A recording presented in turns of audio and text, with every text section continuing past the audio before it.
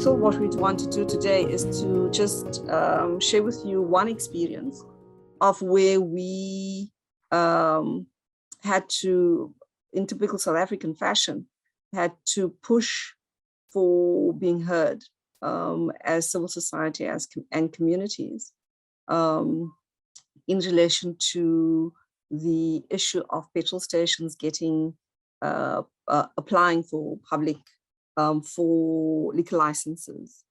So we wanted to just share our experience of advocating around the petrol station issue and them applying for licenses.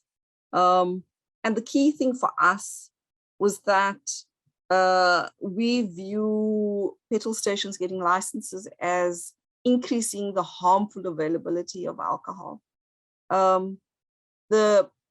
And this is because if we should have forecourt shops at petrol stations having liquor licenses, one, it would make alcohol more available than it already is. Currently, we have over 150,000 licensed outlets across the country. And in our view, we understood that there are about 5,000 petrol stations scattered across the country, some more concentrated than others in areas. And so we took the position that would increase it by that amount. We also have an existing challenge around drinking and then driving. Currently, about 59% of drivers that are involved in car crashes test positive for alcohol. And having petrol stations selling alcohol amongst the cool drinks, chocolates, and chips that you go in for, and sometimes for bread, would contribute to normalizing alcohol in our society. And given that children are also accompanying their parents in these petrol shops, they sit in the car, the parents send them in to go and buy bread, a liter of milk, that it would increase children's exposure to alcohol. Currently in South Africa, the liquor licensing process is that liquor licenses is a provincial competency. So national government is responsible for policy setting. And we have an existing national liquor policy of 2016 that in fact clearly suggests that petrol stations should be one of those areas, one of those retail areas that should not have licenses. But in terms of the provincial competency of liquor boards, they take the view that they are obliged to consider every single application, even if they in principle disagree with the fact that a petrol station should get a license. And this is all in the context that we've got a stalled liquor amendment bill of 2017. And from a SAAP perspective, we think that if the liquor amendment bill had been adopted, that petrol stations would not be able to apply for licenses. And in fact, we think that the petrol stations were pushing the envelope in anticipation of the adoption of the liquor amendment bill. In terms of the process of applying for licenses, liquor applicants need to, one, put up a A4 size notice on the proposed premise. They need to let the neighbors know and get permission. They need to advertise it in the local newspaper, and then they need to put it into the government gazette, where I'm sure all of you know where to get it, read it every day, and respond within the 30-day notice that is given in the government gazette. Underpinning all of this is that there's just a general lack of community consultation. And in the case of this first one that we found in Gauteng, not to say that there had not been already petrol stations that had been selling alcohol, but this was just one of the first that was really going all out to advertise that they have got a wine license. at this point, and most of the petrol stations were applying for a wine license. But in looking at the history in South Africa, we found that in the retail sector, that it took less than 10 years for that to be converted into a all liquor license, which means that all sorts of liquor could be sold.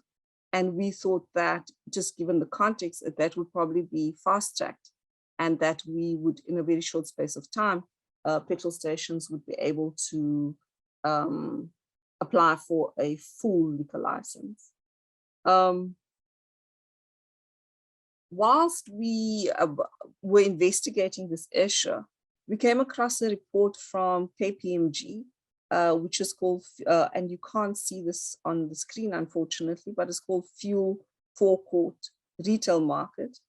And what the report suggests, this was a May 2020 report.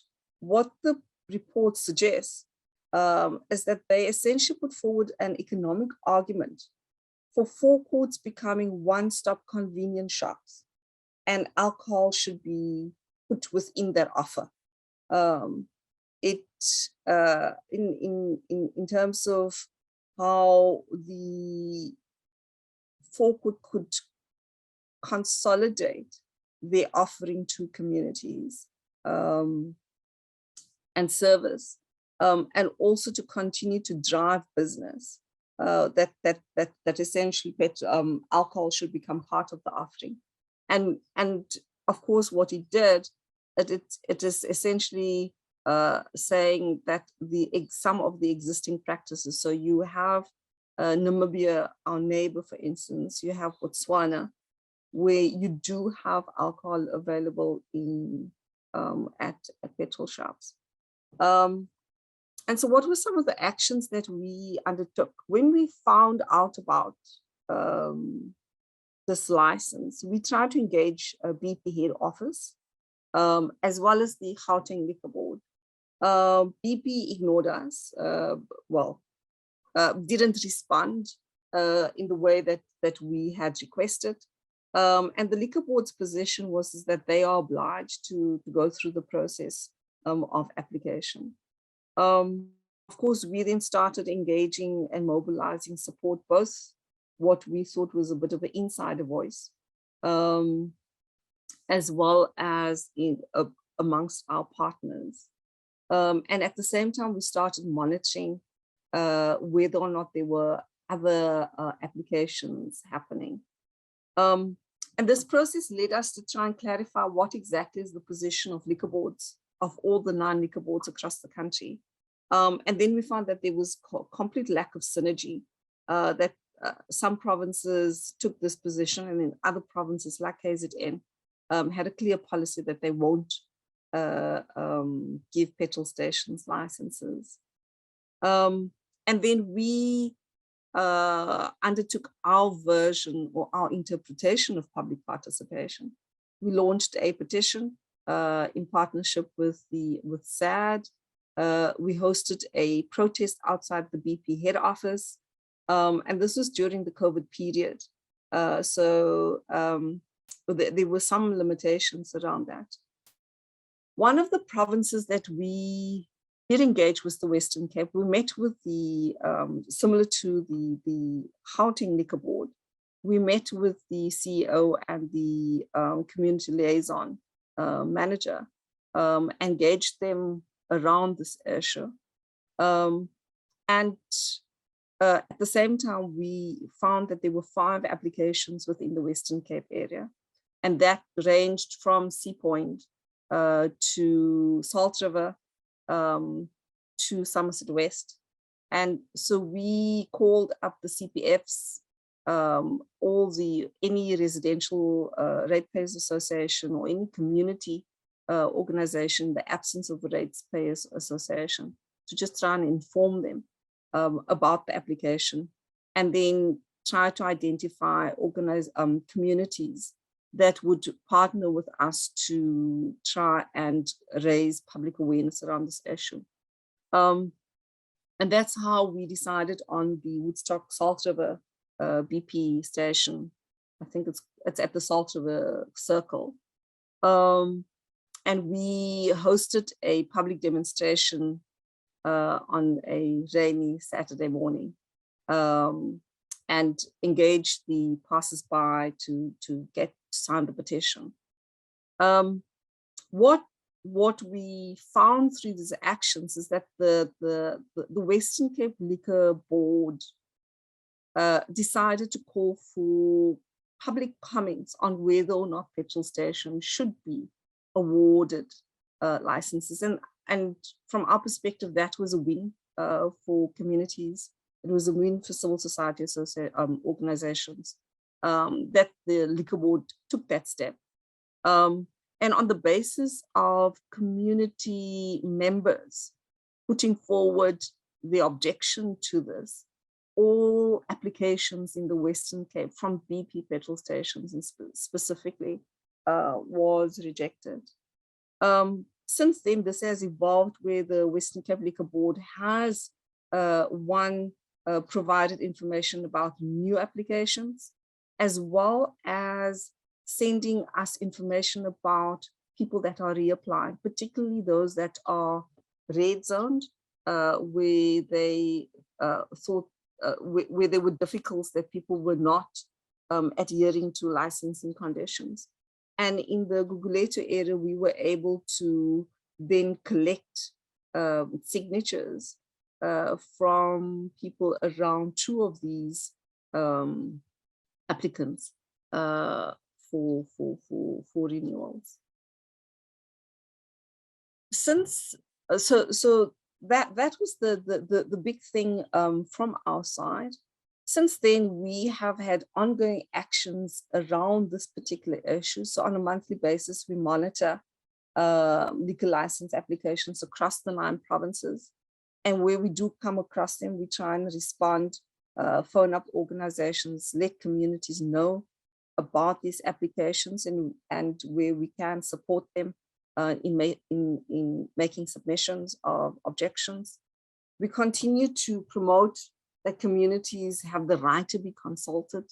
And then, of course, the issue around lobbying for the adoption of the Liquor Amendment Bill, which in the past 2 weeks have come into the public space, that we found out that they're finally saying that they are reviewing it. And one of the areas we think that they will be trying to take out of the amendment bill is this issue around licenses for petrol stations and promoting a whole government approach. And the real apologies that you're not able to see my screen, but I thought I wanted to just put into the conversation the issue around how are we able, the people that have joined us today, how can you help amplify this collective action? What are you or your organization able to do in joining these ongoing actions around trying to prevent petrol stations from getting liquor licenses, both at a community level, but as well provincial and national levels? Are there any actions that you can take as a individual or community in support of these actions that we are taking?